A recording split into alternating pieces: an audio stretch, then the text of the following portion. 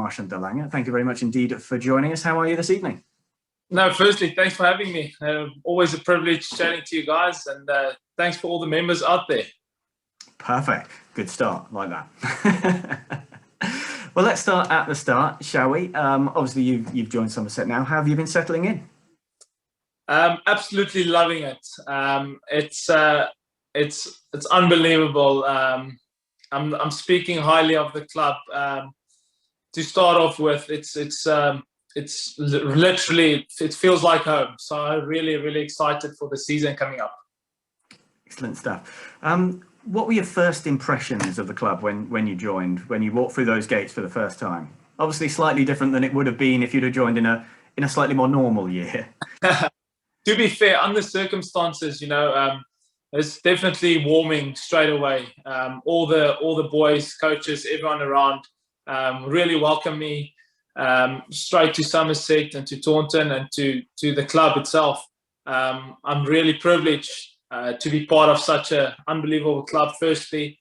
And in saying that, in the past, I always had my eye on achieving certain things, and I was looking forward to this opportunity, playing for such a good club. Has it lived up to your expectations so far? Definitely. No, so far, really good. Good work ethic, firstly, from the coaches and all the fellow teammates. So I'm really excited, like I said. Obviously, it was very hard work, and I think it was in your second week here. We forced you to go into the long room with Jack Brooks and sit down on a comfy chair and try about a dozen different types of cider. I mean, it's been hard work, hasn't it? To be fair, it caught me a little bit off guard there, but no, gladly to be part of such an unbelievable setup, firstly, and with the sponsors as well. You can really see it's a tight-knit community in and among Somerset as a club itself, and in and among Taunton. So for all the sponsors out there, really big privilege. And just to say thank you to them. And obviously, ciders is not my go-to drink, as the members saw there. But I'll get better at finding out more about it. Have they taught you the words to Blackbird yet? Actually, we're chatting the other day about that, and I better get familiar with it soon, because obviously with the track record of the club and the team the past 2 years, they sing it quite a lot, so I need to get on top of it. Brilliant stuff. Now, obviously, you were at Glamorgan and doing well for them. What made the decision in your mind to leave Glamorgan and face a fresh challenge here at Somerset? I think you're spot on, firstly, when you said a fresh challenge. I'm in that stage of my career where I'm very blessed to be. I've been part of a couple of clubs around the world, and obviously back in South Africa. But coming back to Somerset's always been an aspiration, a club that I wanted to play for. And obviously, coming from Glamorgan side, we've competed against Somerset in the white ball format quite a bit over the past 3 years with my involvement with Glamorgan. And just the standard, it's something that I was looking forward to coming to and be part of. And obviously, a big thing for me is the willingness of guys pushing for the next level, if it makes sense, and trying to achieve bigger things and bigger goals. And that's quite a big thing for me as well. I've still got a lot to personal things to achieve, but also as a team, I really want success and silverware. Well, so do we. Hopefully we can. You can help us achieve it, because it was nice that day at Lords. If I'm slightly embarrassed to admit, I might have cried a little bit, but that's absolutely. I was the only one. We've had a question in from Mark, who's put something in the chat. Please do feel free to message in with your questions for Marchant in the chat facility. What is your most memorable match to date? Your debut for South Africa against Sri Lanka and the 7 for 81 in the first innings was a pretty good start. To be fair, I think as a young boy and growing up as well, a big thing for I think all cricketers should be, trying to play for your country of origin. And at that stage, in my career, that was a big step. Knowing what I know now, I think it might be a little bit early in my career. I feel like I'm way more mature. I'm still learning every day. You can never stop learning and saying. But that was pretty much a big highlight in my career. Debut, taking 7th, and it all happened so quickly. If I think back at it, it's literally, it felt like a split second in my career that it happened. And hopefully I can make many more memories with Somerset and the club. Touching on the national sort of topic there, Samuel has messaged in, do you still have national team selection hopes? Currently at this stage, my big decision coming over from South Africa is leaving that behind. I'm putting all my effort and all my time in establishing myself this side in England firstly. I've made the move with my wife 3 years ago. And at this stage, I've got bigger aspirations, I still want to play at the highest level, which is international cricket. And it's small steps, but at the end of the day, I'm a big dreamer. So if I don't have those goals, I feel like I need them personally. So I still want to play. It's going to sound unrealistic for a lot of people, but in my mind, I still want to play at the highest level, which I see myself maybe in a couple of years for England. Lovely. We'll move back to Somerset quickly now. You've mentioned that it was always a goal to play for Somerset. What are you most looking forward to about, walking onto the field with that crest on your chest? Firstly, I want to say I haven't felt such a warm welcoming, and especially from a off-field point of view with the members and just the surrounding. Hopefully with the COVID stuff, everything will go well and we can get the members back in, because that's always a big thing. You want to succeed in front of people that's really supportive and love the club. So firstly, and obviously to start off, taking the first wicket for the club would be awesome from a personal point of view, and then hopefully many more. So at this stage, it's really just exciting times. I just want to perform at my level best for the club itself and my teammates and the members out there at this stage. Fantastic. Now, you mentioned that you've been made to feel so welcome. Who's been the most welcoming in the dressing room? You know what? I don't want to. I'm not a guy that's going to pinpoint out certain names. As a whole, I must say, every single guy has really made me feel at home. From the youngsters through to the experienced guys. Every single guy has really had an influence so far. It's only been a short stint, and you know what? There's a lot of positives already, and I can't wait to take the field with all these guys. What's the atmosphere like in the camp at the moment? The season's not that far away. Obviously, fixtures have been announced. We don't know whether the fixtures are going to stay as they are or potentially alter slightly following what people in other parts of the country have said over the last sort of 48 hours. But what's the buzz like in the camp at the moment? How keen is everybody to get out there and get some grass under their feet? I think extremely keen. Lockdown has had its challenges with what do you call it, with sport, with every individual out there. At this stage, from a cricketing point of view, our guys are really excited to get out there and actually just do what we love. We're privileged enough to still train, go in and still train at a high level and high intensity. So I think all the boys are really excited for the season to start. And especially, after what we've known from the past season, it's everyone doesn't take things for granted, if I can say it like that. Every single teammate and person is really excited to take the field, and represent the club. Perfect. Got loads of questions coming in on the chat facility. Joe would like to know what your goals are for 2021.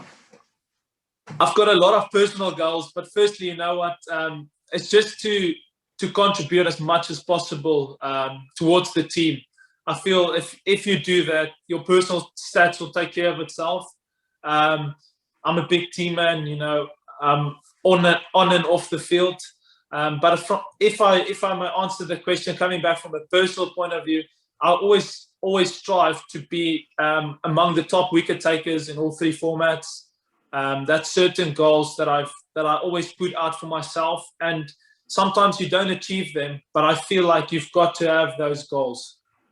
Okay. Ben Covey would like to know, what advice would you give to a young player who has, the ambition to play and make a career out of professional cricket? Good question. Firstly, I would say just enjoy what you're doing. I remember growing up as well. Don't ever lose that enjoyment for the game. That's a big thing. Take every day as it comes and have your goals sky high. So every youngster out there, don't limit yourself. Dream big. John Hurl has messaged us to say it's great to meet you like this. Do you have a preference for white ball or red ball cricket? I think most of us tonight have a preference for the first class game, because I think so many of us want to win the championship banner.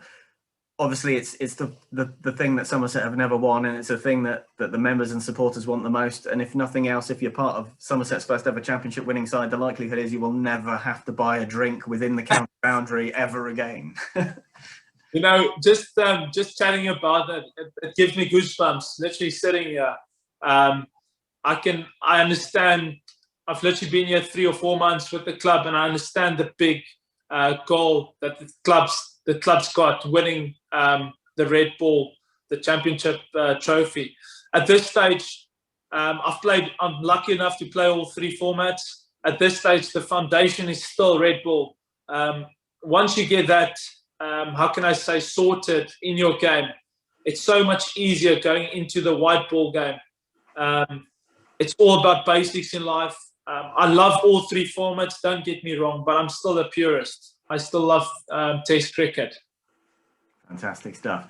Mark has messaged again. As a young man, who was the biggest inspiration to you? Maybe who had the biggest impact on you as a player that you looked up to? Growing up, it might sound strange to the members and people out there, but I always had my eyes on Brad Lee. As a quick bowler, that's what you want to try and achieve. And then I was fortunate enough to meet one of my personal heroes, can I say, to be a part of, is Dale Steyn as well. Coming from South Africa, unbelievable record as well, unbelievable bowler. So the two of them, growing up, I always try and just take glimpses out of their career. And I had a lot of people in my life that I can thank. Tim would like to know how you found bowling at Taunton when you've played against Somerset, and what you think you're going to add to our attack. Firstly, I've only played last year, my first championship game here, and I loved it. I absolutely loved it. So I'm really excited about that. Coming back to the white ball stuff, the one-day format and the T20s, it is quite challenging. It's a smallish ground, if I can say it like that. It feels small when you're bowling, and then you've got to execute your skills.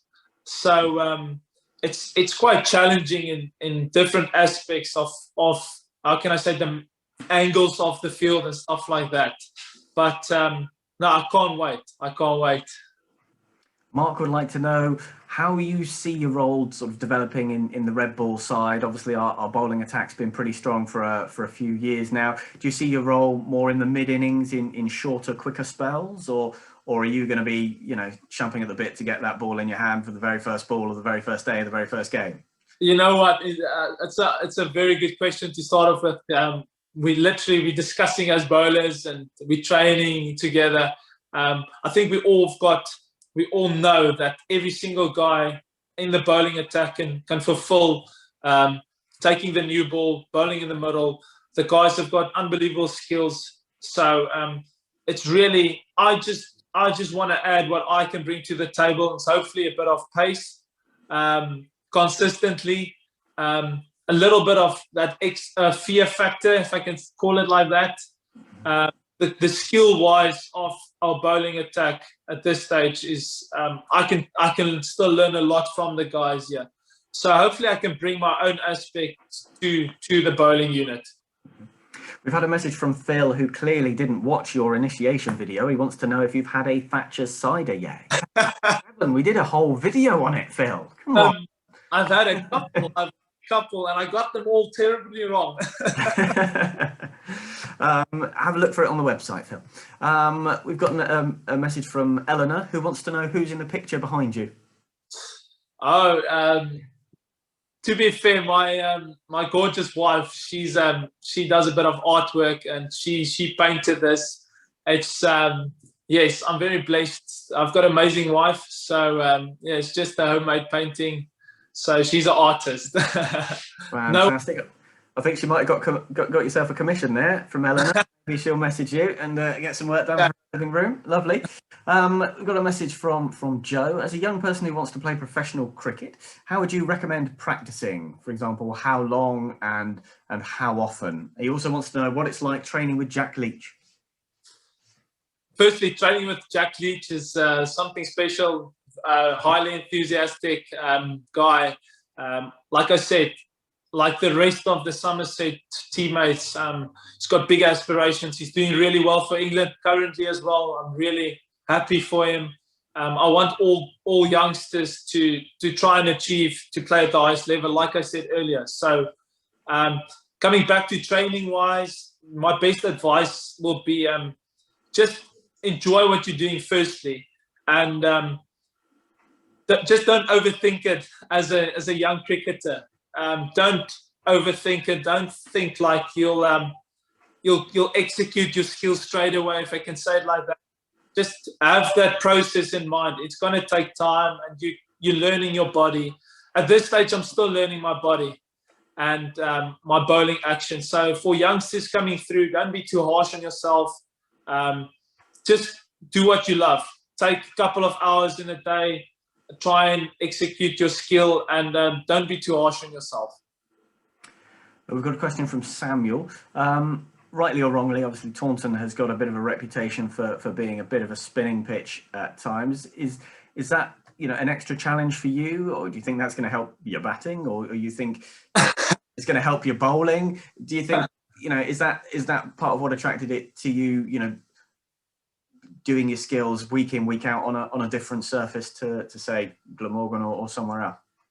You know what, I was fortunate enough to have been traveling around the world a little bit. So at this stage, I feel like as a bowler, you've got to be adaptable on any surface. Coming back, if I've played on a wicket where it's low and slow, I've got the ability to bowl reverse swing. So that's a new aspect to the game that I can see myself doing in that situations. But it's always nice to bowl in a green top. Moving back to things with Somerset now, obviously, you know, we've talked to the players about, you know, coping with training in what is now the new normal and having to adapt to the various social distancing guidelines and things like that. How are you coping with training here at Somerset compared to maybe what you were doing at Glamorgan, and what does a typical training day look like for you at the moment? At this stage, with the COVID in mind, we're really abiding by the law of the government and the procedures that's out there. From the club side of view, we're really strict on that. So hygiene-wise and sanitation, all those things are in place 24/7. Training-wise, it's been really good. I take my hat off to the coaches and staff, support staff, and everyone out there, trying to make the facility as best as possible for the player to get the most out of it. So a normal day will be, we mix it up in certain days because we're only limited a certain amount of hours at this stage. But we've got our gym workout, we've got our conditioning, which is running, sprinting, those type of things. And then we've got allocated sections on certain days for batting and bowling. And we try to, under the law, have smaller groups at this stage. So it might be 3 or 4 that comes in and we do our skills. But every single time when we're in there, as players, we try and maximize the time we have. So guys really put emphasis on their training, and it's been brilliant. It's been brilliant. Obviously, normally at this time of the year, a huge majority of the squad are in slightly sunnier climes, getting grass under their feet, getting out and about, and actually getting some cricket under their belts. Obviously, it must be frustrating not to be able to do that, but I guess the benefit of that is the fact that you are able to be all together and cultivate this club culture, which we don't normally get to see. And it's maybe the frustration of not being able to get out on the field manifesting itself in sort of people giving that extra couple of percent in training and working those frustrations out in the gym and in the training. And maybe Joel is impressed by the numbers he's seeing. I think you're spot on there. I think this has been a big eye opener, with the virus and everything around. I think, like, as I spoke to a lot of the boys as well, you can't take it for granted. We do what we love, but at the same time, it's like you say, that little bit of emphasis, and there's a lot of personal goals that each player's got, and everyone's really put in the hard yards. I can't fault any single player or support staff. Now, we've got another message here from Sally and Neville, so it better be a good one if they're both doing it. When you're batting, which bowler do you most fear? Oh, yes, that's a really good question. I'm obviously batting right at the end. I'm a tail ender. I think hopefully I can entertain some of the members this season when I get the opportunity. If I must say, I think pace is obviously the big thing. You always, in the back of your mind, you don't feel as comfortable as you should. You get rushed a little bit. But playing in the past, I can only go on what I know and who I faced. Mitchell Johnson was quite an interesting experience. But at the same time, I'm always up for it. If you can dish it out, you've got to take it. That's how I see it as a quick bowler, and you've got to be brave. You've got to be brave when you're batting. So I can say Mitchell Johnson was up there. Talking about being brave and batting at the end, have you ever done any ill-advised sledging that's come back to bite you in a situation like that? To be fair, I'm not a big sledger. I try and let the ball do the work. Mm-hmm. Most of the times. I think intimidation comes in different factors. You don't really have to sledge guys. A little bit of a stare here and there. Just body language, I feel it's a big thing as well. So in general, I try and create that just through my presence and through, obviously, skill-wise. That's firstly. Like I said, I'm not a big sledger or anything like that. But thankfully, you know what? I haven't had any hostile stuff coming my way apart from back in the day playing my debut game, or how can I say it, List A game against Australia, and I was a youngster back then. So they tried to prove a point, but I'm always up for it. Unlike the Australians, to have a bit of a chat. So I'm surprised that they did that to you. Ben would like to know, where's your favourite place to play cricket? Oh, that's a good question as well. I obviously grew up in South Africa. I really enjoy Super Sport Park. That's where I honed my skill originally. It's a beautiful ground. Not just that, I like the wicket, but there's a lot of unbelievable cricket grounds around the world. I feel in every country I can take something out of it. So from a personal point of view, if I can answer it, it must be Super Sport Park. Mm-hmm. Samuel wants to know, how do you think Somerset will fare this year, and could we see that fabled county championship coming to Daunton finally? You know what? It's been one of those chats that's been ongoing since I arrived at the club. All the guys are really excited for the Red Bull campaign, especially like you said, there's a lot of aspiration winning that trophy. There's a lot of positive chat, so hopefully we can bring all three home. So we'll have to put up another shelf in the office to put them on. I don't mind that, to be fair. Let's see, what have we got here? Mark Edwards would like to know, oh, this is great. What number do you think you should be batting in the order versus where you think you will be batting in the order?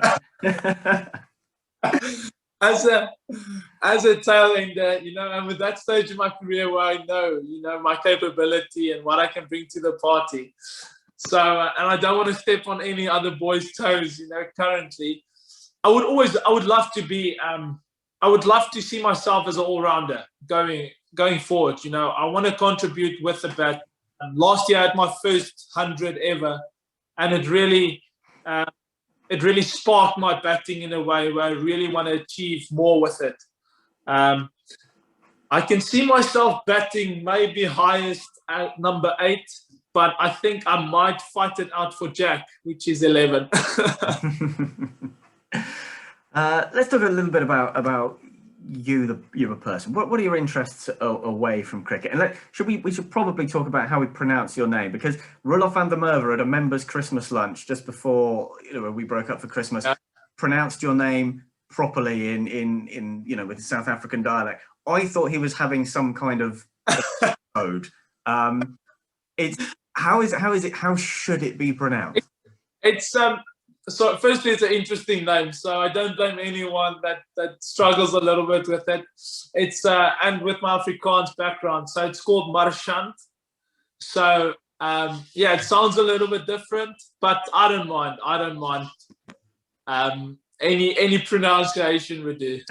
Excellent. And I'm not sure how he pronounced the surname bit, but I'm not sure he used any of the letters that generally are used in how you spell it. No, don't stress. And what are some of your interests away from cricket? What do you like to do when you're not trying to knock someone's head off? Well, interest away from cricket, I love outdoors. I love spending time with family. I grew up on a farm. So firstly, the outdoor scene is big for me, and that's hence why, Taunton's such a lovely place as well. So a lot of beautiful sites out here, which I would love to explore once the virus settles down. So I love a bit of fishing. I love, I don't know if the members will agree with me. I grew up hunting a bit. So there's certain things like that I enjoy outside of cricket. If you like reading, we've had a good tip from Aidan, who watches the cricket from Gimlet's Hill. If you're up for a good read, David Foot's biography of Harold Gimlet, who's obviously one of Somerset's greatest ever cricketers. Yeah. Augmented Genius of Cricket, it's called. Get yourself a copy. Aidan is very keen that you should get a copy of that. I'll definitely look into it. It's always good to read up on past legends, if I can say it. Marcus has done a book as well. You should probably read it. I'm so fortunate to be able to work with him just over the past 3 months as well. He's an absolute legend of the game. I remember as a young boy, watching him playing in South Africa and stuff like that. So it's been a privilege meeting him as well. And he's absolutely done so much for the club as well. So unbelievable. And you're contractually obliged now you play for Somerset to have said that, so thank you very much. That's your expenses covered for the month. Obviously, we've got a bit of a good track record with South African players. Graham Smith, of course, captain Somerset, the T20 Cup in 2005. Had the likes of Vernon Philander and Dean Elgar who have performed well. So no pressure. To be fair, I had a look in the office and around the ground of all the legends that's played. There's a lot of unbelievable names out there, I just want to contribute whatever I can bring to the club from a personal point of view. Hopefully I can be part of the success, bringing the purest format, some silverware back to the club in the up and coming season. Excellent stuff. Now I think we've got time for a couple more questions. No. Who's been your best teammate? Someone that, you know, not necessarily the best player you've played with, but who's been the best teammate that you've had in your career? I had a big think about this, and it's really a difficult question for me personally. Like I said, I've been a part of so many teams, and there's a lot of good teammates out there. I can't really pinpoint any specific player. How can I say it? It's going to be really rude of me if I really emphasize on one person. In every single format that I've played, there's someone that I look up to, or just take a bit of advice here and there. So it's not. I can't really put emphasis on any a specific player. You put Jack Brooks's nose right out of joint now. Nigel wants to know if the Somerset players have given you a nickname yet. Not really yet. Coming back to my name, my nickname is Shana, so it's short and sweet, and I think that has stuck so far. There's not really a specific nickname at this stage. Well, someone has suggested that if you haven't got a nickname, your nickname should be Justin de Lange. Justin Lange. I see what they've done there. Oh, nice. Very I like it. Ian wants to know if you've buddied up with who have you buddied up with in the dressing room, and are you able to say who gets on your nerves the most? At this stage, we haven't experienced a lot of time together, apart from training, the training times. So it's going to be really difficult for me to answer that at this stage. But hopefully, in a couple of months or end of the season, I'll have a good indication of who the troublemakers are, or who's the guys that's funny, or the pranksters. So I'll have a bit more information after the season.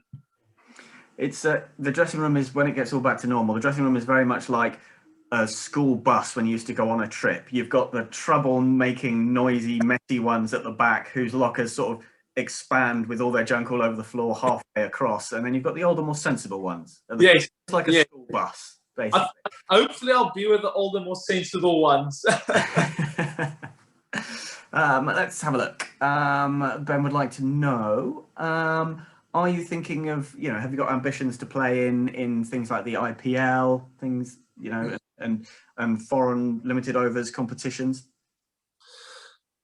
As a player, I think I've definitely got aspirations in playing in all the leagues around the world. But at this stage, my main focus is obviously to be as ready as possible for this season, for the club itself, for Somerset. From there on, whatever comes up, I'll take it.